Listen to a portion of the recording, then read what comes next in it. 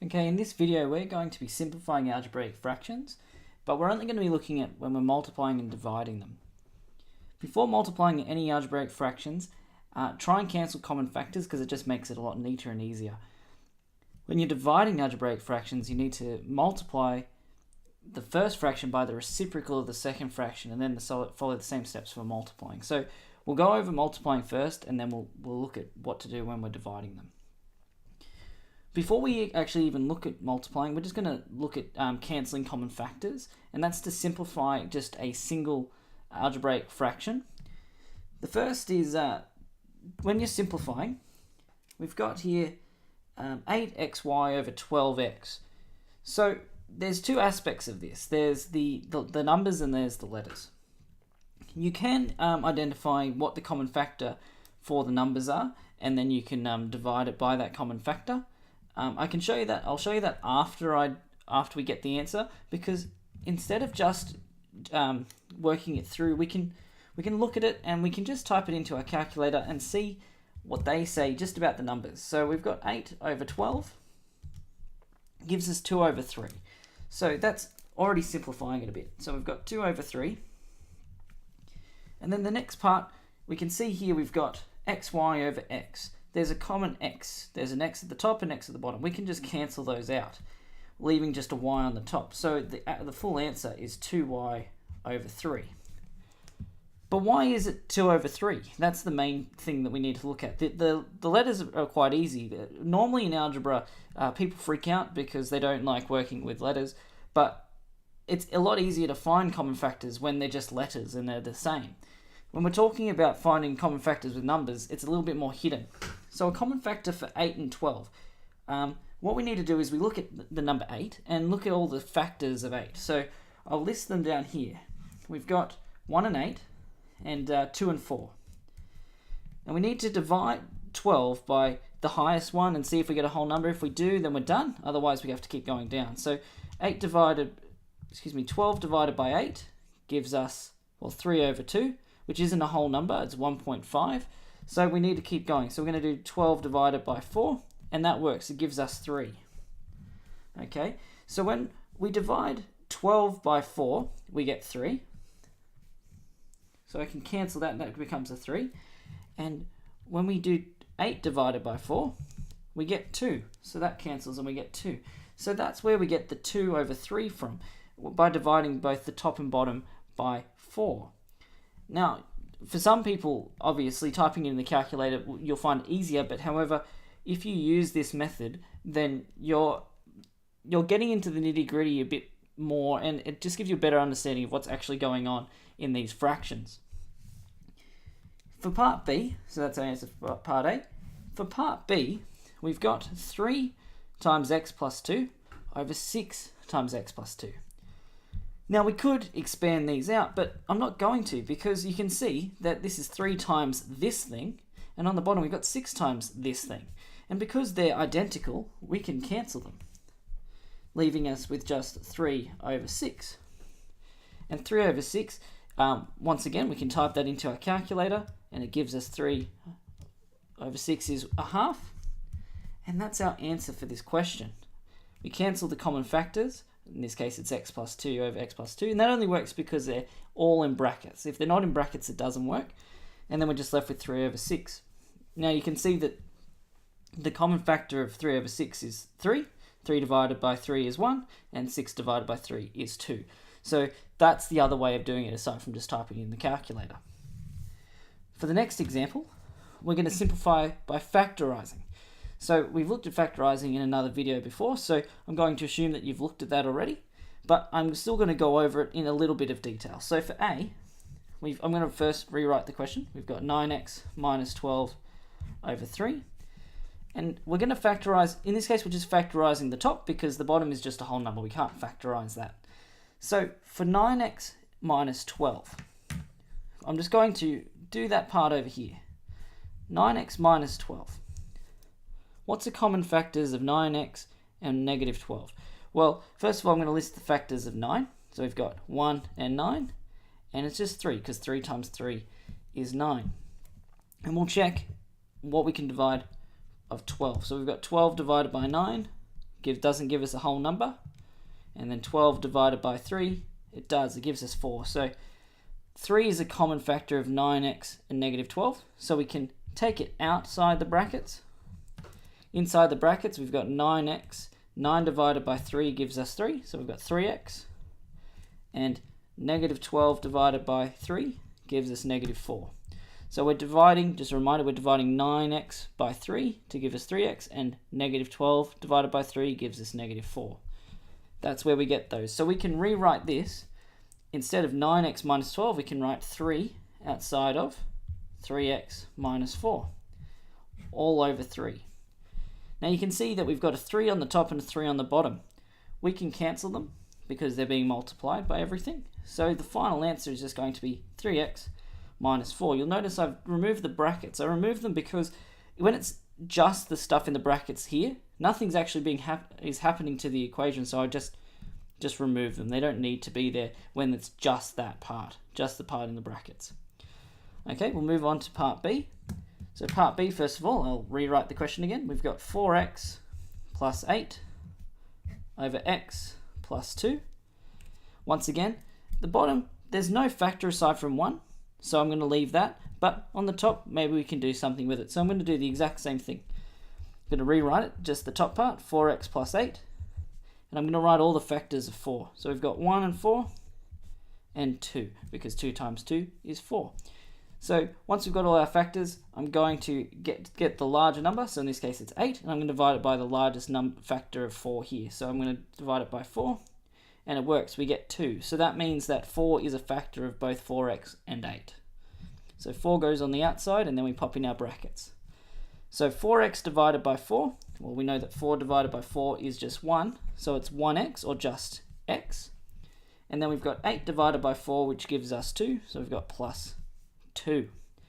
So now we've factorized this, and remember factorizing is adding in the brackets, that's the point of what we're doing.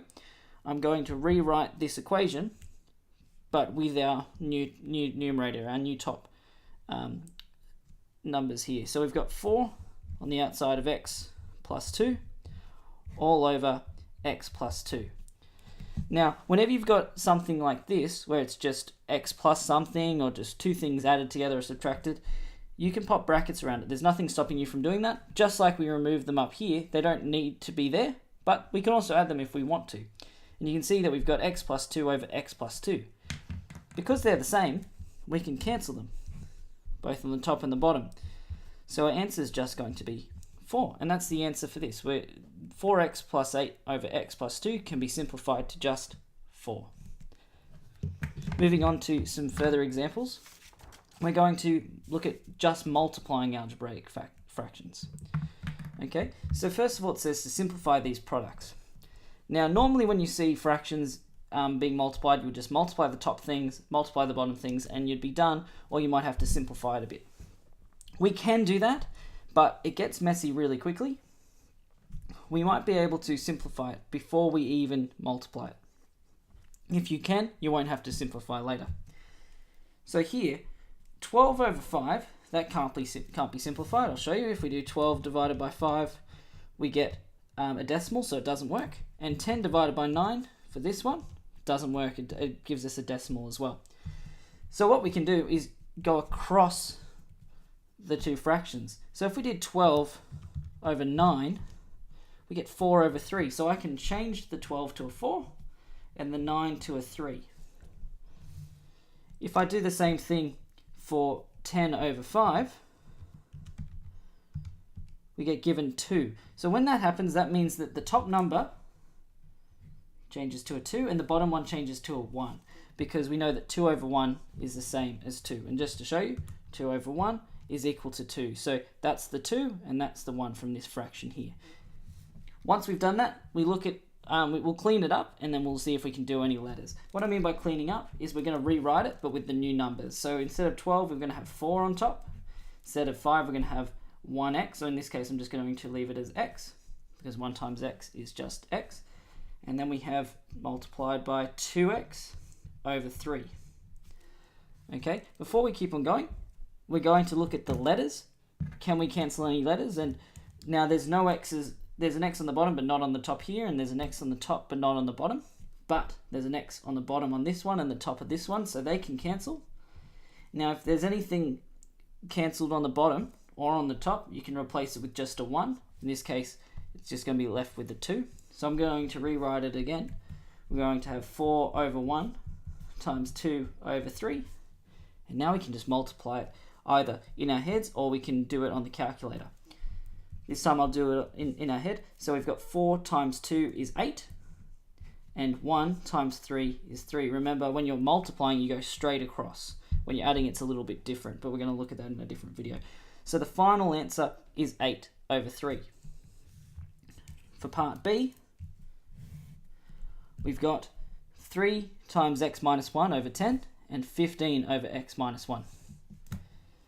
First thing I'm going to do, just like I did in the last example, I'm going to put brackets around this because we can do it and you'll find that it's actually going to help us in this situation. We've got 3 lots of x minus 1 and there's an x minus 1. So I'm going to cancel those because it's being multiplied. There's 1 on the top, 1 on the bottom. It works fine. Here we're going to replace it with 1 because there's nothing left over. But it's not 0, it's 1. So I'm just going to replace it with that. Here we've got 3 over 10 and we'll see if that works. 3 over 10 doesn't give us a whole number. It gives us a fraction or a decimal, which we don't want. So we'll do 15 over 10. We'll see what we get there. We get 3 over 2, so that means the 15 is going to change to a 3. As you can see there, 3 over 2. And the 10 is going to change to a 2. Now I'm going to clean this up a bit because once again you can see it gets really messy really quickly, and if you're not paying attention to what you're doing, you can get a bit confused. So I like to rewrite it with the new information as often as possible. We're going to have 3 over 2 times 3 over 1. Now that's quite good. I'm going to just multiply them through. So we've got 3 times 3 is 9 over 2 times 1 is 2. So we've got 9 over 2, and that's our final answer for part B of this example. Now if you remember, I said something really weird about when you're dividing algebraic fractions. And instead of re-explaining it just the same way, I'm going to show you. So for part A, the way that we divide fractions is actually quite nice because most people don't like division, that they're kind of scared of it. But really, when you're dividing fractions, it ends up being multiplication all over again. What you do, we rewrite the first part. We do 3x squared over 8. We change the divide to a times, and then you flip this second fraction. So 4 is going to be on top, and 9x is going to be on the bottom. So these flip, and that's called the reciprocal. Okay, if you want to help remember what reciprocal means, you can think of it as the refliprical. It sounds quite similar. It's got flip in there, so it reminds you to flip them or switch them. Once we've done that, it's the exact same thing as what we're doing here. So first of all, we'll deal with the numbers. You can see 3 over 8 doesn't simplify and 4 over 9 doesn't simplify, but we can do it across the fraction. So we'll do 3 over 9 first. We've got 3 divided by 9 is 1 over 3. So that 3 becomes a 1 because it's a 1 up here, and this one becomes a 3. We'll do the same thing for 4 over 8. We get 1 and over 2. Now once again I'm going to rewrite before it gets too messy. We're left with x squared over 2 times 1 over 3x. Now you can see here we've got x's up here and x's down here, but they don't completely disappear because if you think about it, there's 2 x's up here and 1 down here. So I'm going to cancel 1 on the bottom and 1 on the top. So that means that 2 goes away and we're just left with an x. So now when I rewrite it, I've got x over 2 times 1 over 3. And then when we multiply it, we've got x times 1, which is just x, and 2 times 3 is 6. So that's our answer for part A. We'll do it again for part B, and that's our last example for this video. We've got 2x minus 2 over 3 divided by x minus 2 over 6. So first of all, we're going to rewrite the top of the first one, x minus 2 over 3 times, and then we're going to flip this. So we get 6 over x minus 2. And now we're going to add in the brackets just like we were before, because you'll see that x minus 2 and x minus 2, they are exactly the same, but one's on the top, one's on the bottom. So we can cancel them out, and we're going to replace that with a 1. Then we've got 2 over 3, which doesn't simplify, but 6 over 3 does. And we do 6 over 3 in our calculator, we get 2. So remember, when you get a whole number, the top number becomes that new number, which is 2, and the bottom becomes a 1. So I'm going to rewrite it once again because it's a bit too messy. We've got 2 over 1 times 2 over 1, which is 2 times 2 is 4, and 1 times 1 is 1. Now remember, just as 2 over 1 is equal to 2, we can rewrite this as 4 over 1 is equal to 4. And that's the answer for part B. So I hope that gives you a good idea of how to multiply and divide algebraic fractions as well as simplifying as well.